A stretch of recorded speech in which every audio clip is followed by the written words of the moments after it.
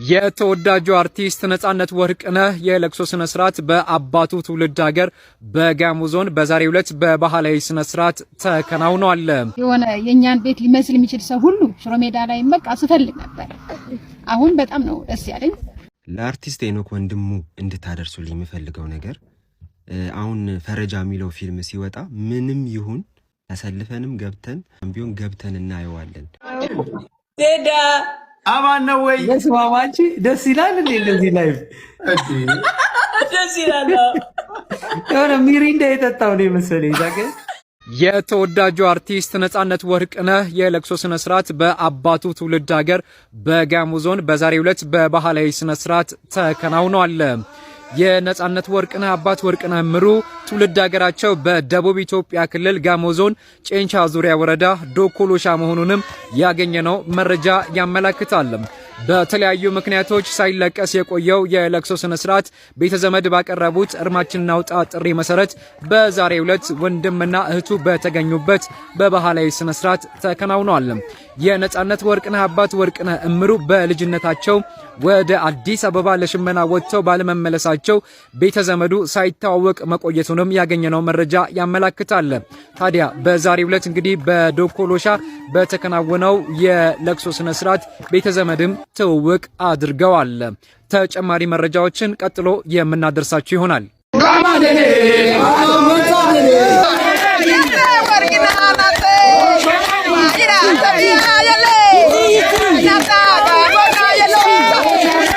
የተወዳጁ አርቲስት ነጻነት ወርቅነህ ህልፈተ ሞት ከ40 ዓመታት በላይ ያልተገናኙ ቤተ ዘመዶችን በአካል ያገናኘ ሆኗል። ታሪኩ እንዲህ ነው። የአርቲስት ነጻነት አባት ወርቅነህ እምሩ የተወለዱት በጋሞ ዞን ጨንቻ ዙሪያ ወረዳ ዶኮሎሻ ቀበሌ ልዩ ስሙ አፋጉታ ተብሎ በሚጠራው አካባቢ ነው።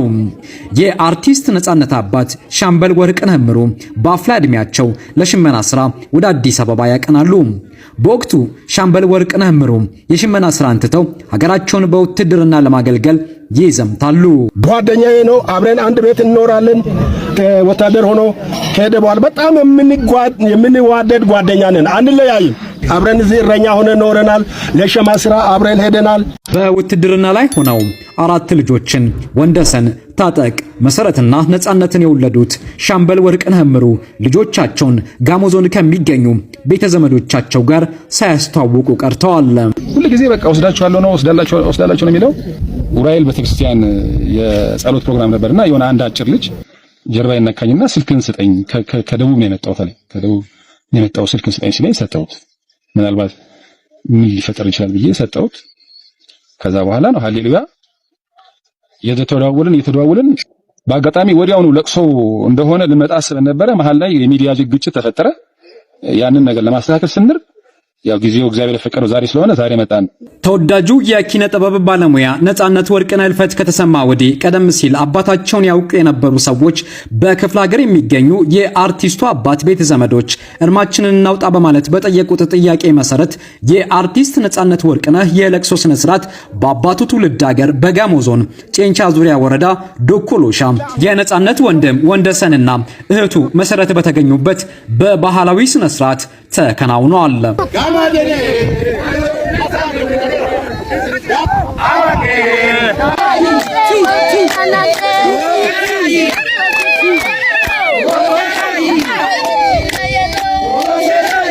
የሆነ የኛን ቤት ሊመስል የሚችል ሰው ሁሉ ሽሮ ሜዳ ላይ መቃ ስፈልግ ነበር። አሁን በጣም ነው ደስ ያለኝ። እግዚአብሔር ይመስገን። በጣም እናመሰግናለን። እሱን ያየን ያህል ነው አባታችንን ያየን ያህል የተሰማና በጣም እናመሰግናለን። ኑሩልኝ። ሁለት የነበሩት አጎቶቻችን ያው በመቶ ሺዎች የሚቆጠሩች ያው የቤተሰብ ጫካ ውስጥ ገባን ማለት ነውና በጣም ደስተኞች ነን። ለዘመናት የአባታቸውን ዘመዶች ሲያፈላልጉ ቆይተው አሁን ላይ በወንድማቸው ነጻነት ወርቅነህ ህልፈት ምክንያት ቤተዘመዶቻቸውን መሳም የቻሉት ወንደሰን፣ ታጠቅና መሰረት ቀጣይ ልጆቻቸውን ወደ አያታቸው ሀገር ይዘው እንደሚመጡም ተናግረዋል። ለአርቲስት ሄኖክ ወንድሙ እንድታደርሱልኝ የምፈልገው ነገር አሁን ፈረጃ የሚለው ፊልም ሲወጣ ምንም ይሁን ተሰልፈንም ገብተን እናየዋለን። ከጠበቀው በላይ የለፋህበትን ነገር እንደምታገኝ እርግጠኛ ነኝ። አይ ነው እኛ ሀገር እንደዚህ አይነት ነገር ዋጋ ተከፍሎ በዚህ መንገድ ምናምን ሲመጣ አይመቸንም። ምክንያቱም የተለመደው እንደዛ ስላልሆነ ማለት ነው። አንተ ግን ለፊልም ኢንዱስትሪው ይህን ያህል ዋጋ ከፍ ልታደርገው ይህን ያህል በጣም በቀላሉ ማድረግ እንደምትችል አውቃለሁ። በቀላሉ መስራት እንደምትችል ገምታለሁ። ግን ቫልዩህን ያሳየው የምር አርቱን እንደምትወደው ነው ማየት የቻልኩትና ፊልሙ ከጠበቅነው በታች ሆነ በላይም ሆነ ገብተን እናያለን። በደንብ ቪው ይኖረዋል። ያወጣውን ሙሉ ገንዘብ ተሸፍናለህ። ግን በዚህ አጋጣሚ እንደ ሀገር ልናከብርህ የሚገባ ትልቅ ሰው ነህና ይሄን እንድትሉልኝ ይፈልጋለሁ። አፋችሁ የምትከፍቱ ሰዎች ግን ማለት ነው ምላሳችሁን ትውጣታላችሁ ፊልሙን ስታዩ እርግጠኛ ነኝ። እንደዚህ አይነትን ሰዎች ማክበር መቻል አለብን። በጣም ከአይምሮ በላይ ነው የሆንከው። ለካ ሪኤል ጌቱ ከብዙ ሰው ጋር ተጣልታለች በእኔ ጉዳይ። እግዚአብሔር ይስጥሽ። እውነት መቼም ነው ማረሳሽ። ከልብ ማጠፊ ሰው ነሽ። እውነት ሪኤል ጌቱ ምንድነው ስላንተ የምትጣለው? ልነግርህ ነው። በቃ ማለት እያጭበረበረ ነው ይሏታል። አብሮ አደጌ ስለሆነች ወገቧን ይዛ ነው የምትከራከረው። የፍሎሃ ልጅ ነች እሷ። አዎ አንድ እንደዚህ ጎዶ እናቷና እናቴ ጓደኛሞች ነው። ኢቨን የሞቱት ራሱ በአንድ ሳምንት ልዩነት። ፍጹም ትባላለች። በጣም ደስ የምትል እናት ነበረቻትና ምን ልልህ ነው ቁጭ ብዬ ምን ሆነሃል አለችኝ። አይ ይደብሩኛል እባክሽ 1.1 ነው እስካሁን የሰበሰብኩት፣ ግን አይን ውስጥ የገባው በጣም ብዙ ነውና የእርዳታ ድርጅት እየፈለኩ ነው። አንዴ ልስጠውና ስልገላገል ምናምን። ያማሃል እንዴ አለች። ከባንተ ጉዳይ ከስንት ሰው ጋር ተጣለው። ሌባ ነው እያጭበረበረ ደግሞ እንዲጀመረ እምታምናቸው ጓደኞች ምናምን ይሄንን ብርማ ወስደህ ተሸንፈ ሰጠህ ማለት እነሱን አስደሰትክ ማለት ነው። ግድ የለህም ጀምረው። እኔም ቢሆን ነገር ልሽ ለምኝም ቢሆን እየሞላን እየተጋገዘን እንጨርሰዋለን። እዛ ላይ ደግሞ ቁጭ ብዬ እሺ ብዬ ልጀምር ሳስብ ቅድስት ይልማ ደግሞ የምትባልልህ የተቀደሰች ሴት መጣች። እንደስሟ 12000 ብር የሚከራይ ካሜራ ይሄው በነፃ ቀረጽበት ብላ ሰጠች። ለሁለቱም ባካችሁ በጣም ደስ ይላል። 12000 ብር ነው የሚከራየው ካሜራው የቀረጽኩበት። ሰዎች እምነቱን ቀየረ ይሉኛል፣ እውነቱ ግን ሌላ ነው ብሏል። እንስማው። ባንዴ ነው እምነትህን የሚያስቀይሩ። ጴንጤ ሆነ ይሉሃል። መጀመሪያ ምን እንደሆንክ እኮ ሁሉ አያውቁ። ገብቷል። እኔ ጽጌ የሰጠችኝ እምነት፣ ቢሌ ወንድሙ ማሙ የሰጠኝ እምነት ኦርቶዶክስ ነው። አያቴ ዘነበው የሰጠችኝ ኦርቶዶክስ ነው። እንዲህ ነኝ ብዬ ላስገርምህ አይደለም። እኔ እምነት መቀየር ሳይሆን የከበደኝ ወደ እምነቴ መጠጋት ነው። ሰነፍ ነኝ እምነቴ ላይ ስንፍና እንጂ ያለብኝ እምነቴ መቀየር አይደለም። ይሄን እኮ ወንድሙ እምነቱን ቀየረ የሚል ነገር ተወርቶ አዎ። እና በተቆነጠጥክ ቁጥር መልስ መስጠት ስለሌለብህ ነው። ዛሬ አጋጣሚ ስለጠየቀኝ ነው። ለምን ቤተሰብ ምናምን ይጠይቃል እኮ። እኔ ደካማ ነኝ። ከበደኝ ወደ እምነቴ መጠጋት እንጂ የመቀየር ችግር የለብኝ። በማህበራዊ ሚዲያ ላይ ስለሚወሩ ወሬዎችና ስለ እውነተኛው ማንነት መካከል ያለው ልዩነት ሁሌም አከራካሪ ነው። ይህንን ሐሳብ እናንተስ በምን መልኩ ትረዱታላችሁ? አካውንቱን ፎሎ እያደረጋችሁ ጻፉልኝ።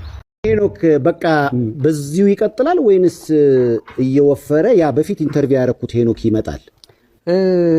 አሳዘነኝ ይሄ ሰውነቴ ሰይፍዬ። እና በዚሁ ልቀጥል ስልህ ይሄ 3 ቀን 1 ሳምንት አለመብላቱ ምናምን አቆመውና አንዴ ይበላለው። ግን ይሄ ለመወፈር በቃ ሰይፍዬ ፊልሙ ላይ ብታየው ትደነግጣለህ።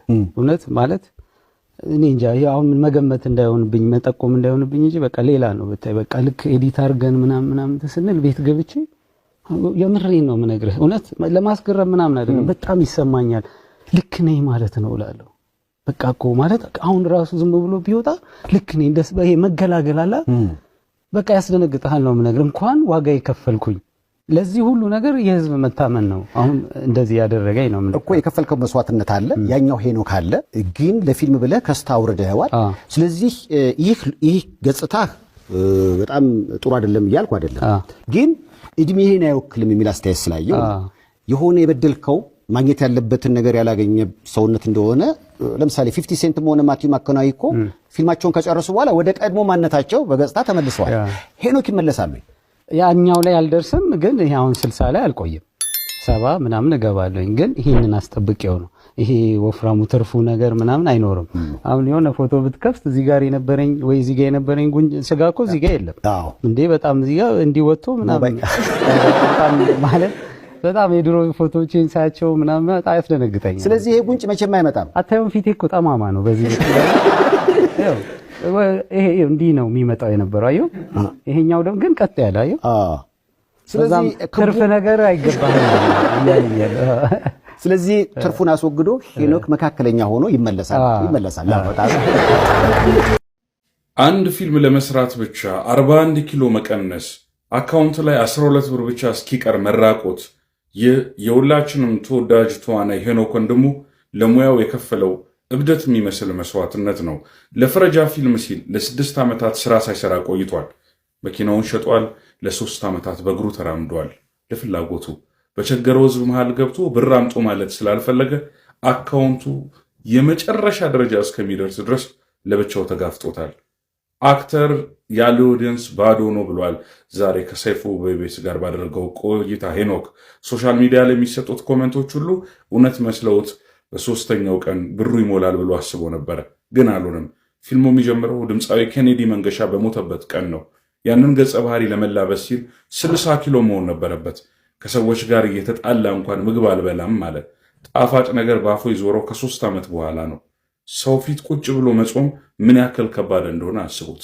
ግን ብቻውን አልነበረም። እውነተኛ ጓደኞቹን ከወደቀበት ያነሱትም አሉ። ድምፃዊ ትራይል ጌቱ ሄኖክ አጭበርብሯል ሲባል ከሰው ጋር ሁሉ ተጣልታለች።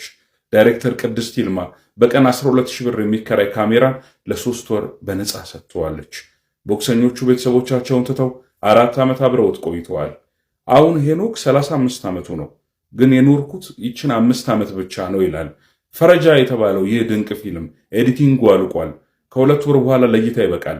ለሙያው እንዲህ ዋጋ የከፈለ ጽኑ ባለሙያ ክብር አይገባውም ትላላችሁ? ሄኖክ እውነተኛ ጀግናችን፣ እንወዳለን። መልካም ዕድል ተመኝተናል። ቴዳ አማን ነው ወይ? መስማማች ደስ ይላል እንዴ? እንደዚህ ላይፍ ደስ ይላል። የሆነ ሚሪንዳ የጠጣው ነው መሰለኝ። እኔ ሲያይ ነው ሚሪንዳ የጠጣ የመሰለው፣ ብቻውን አልመሰለም። መጀመሪያ ያወዛግባል። እንዴ በጣም የሚገርም ይኸውልህ፣ ኦልሞስት አመት ከምናምን አላየኋትም። እሺ አልተገናኘንም እኮ ይሄንዬ ፈረጃ ባይዘው ፈረጃ ወዳጃችንም ነው ጠላታችንም ነው። አንድ ጓደኛዬ ምን አለኝ፣ መቼ ነው የሚመረቀው ሲለኝ፣ ኧረ ተወኝ እባክህ ገና ከእርግማኑ መውጣቴ ነው አልኩት። ከአንዳንድ ስለ እንትኑ መቼ ነው የሚመረቀው? በአንድ ጊዜ በቃ እንትኑ ሂደት አለው አይደል? ለሁሉ እሱ ላይ ነኝ ምናምን ብዬ ነገርኩት እና አሁንም ደግሞ ስጠይቅ ኧረ እርግማኑ መውጣቴ ነው አልኩት። ገና ይሄ ኮፍያ ደስ ሲል እባክሽ በጣም ያምራል። አይ ባለፈው ሶሻል ሚዲያ እንደውም ባይገርምሽ እሺ፣ ጺሙ አምሮባል። ይሄን የጺሙ አምሮባል። እቺ ይሄ አታየው በእናትሽ እግዚአብሔርን ያምርባል። ይሄን በቃ እባክሽ እንደዚህ ነው። እኛ ግን ይቀጥል ለካ እኛ እኔ አሁን ራሴን አየሁት። ለካ አሁን በከሳ ዘማችን ነው መስሎ ማለት ነው። ስንከሳ ለካ ጉዳችን ይወጣል። ጌሪሻ ማን ዳርሰምሽ ማን መሰልኩ እኮ የባህል ተወዛዋዥ ባይስ እኮ እያነበብኩት እኮ ፋዘሪን መስዬ ዱቅ ነው በል። መክሳት ግን አንቺ መልክ ይቀይራል በጣም ግን በቃ ማለት ቢያንስ ለጩጬ የምናገረው ታሪክ ተውኩኝ ብታይ። እንዴት ደግሞ ጥሩ ፊልም እንደሆነ ብታይ። ማለት በእኔ አቅም አይደለም፣ ልጆቹ ይገርማሉ ብታይ። በጣም ጩጬዎች ናቸው። ይሮጡታል አይገልጸውም ብታይ። በስመ አብ እና ማለት እንደ ሩጫ ቢሆን ኖሮ ፊልም በእነሱ ብቻ ያድግ ነበር። የኔም መክሳት ሆና ማለት እና ደግሞ ፊልም ደግሞ ቢሆን እኔ ማለት የሰራንበት መንገድ ነው ፊልም ከፊልሙ ደግሞ የበለጠ ወይ ብታይ።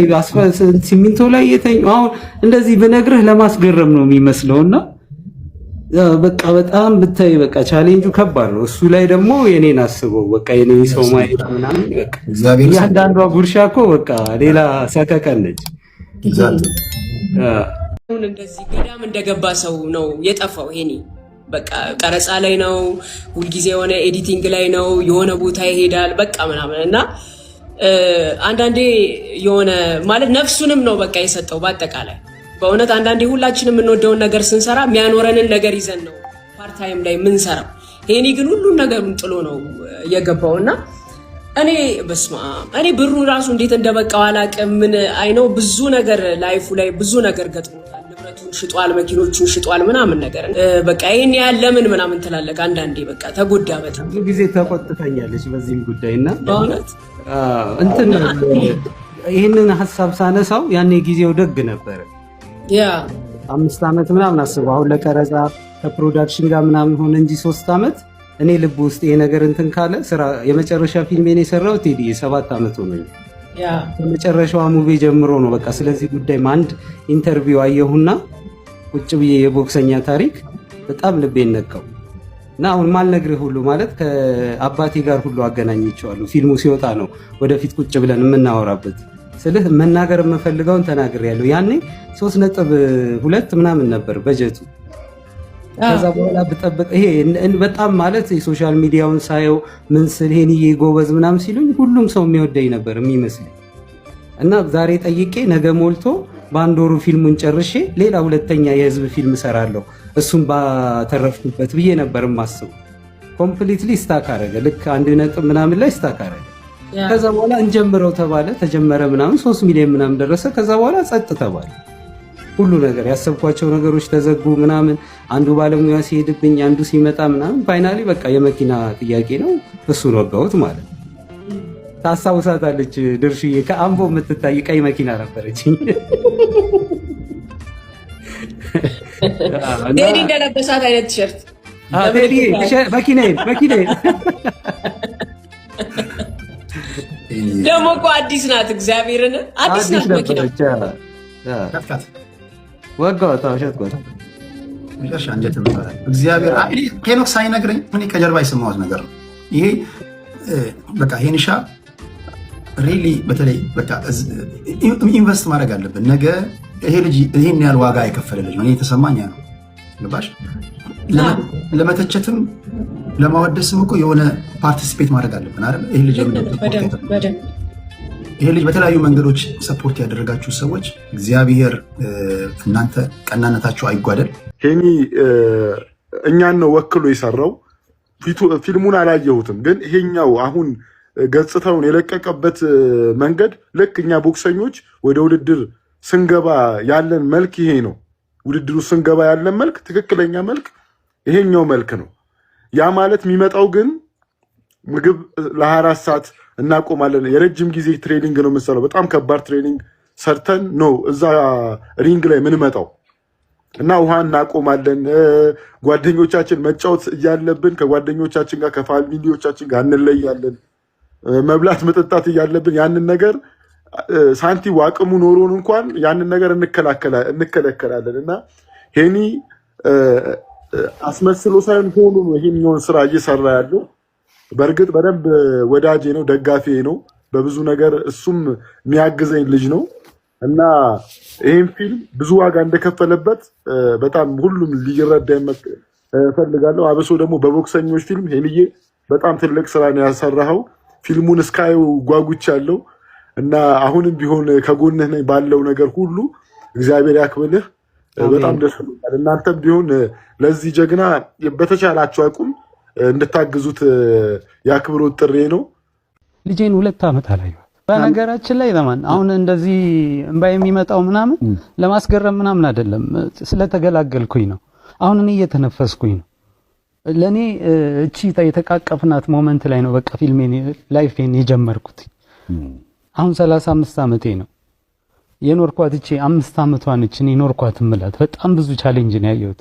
ይሄ ላስገርም ወይ እንዲያዝኑልኝ ምናምን አይደለም፣ ስለኖርኩት ነገር ነው፣ ስለተነፈስኩት ነገር ነው እንባ የሚመጣው። ምንም አይደለም ዘማን እና የደስታ ነው ልላ የደስታ እንባ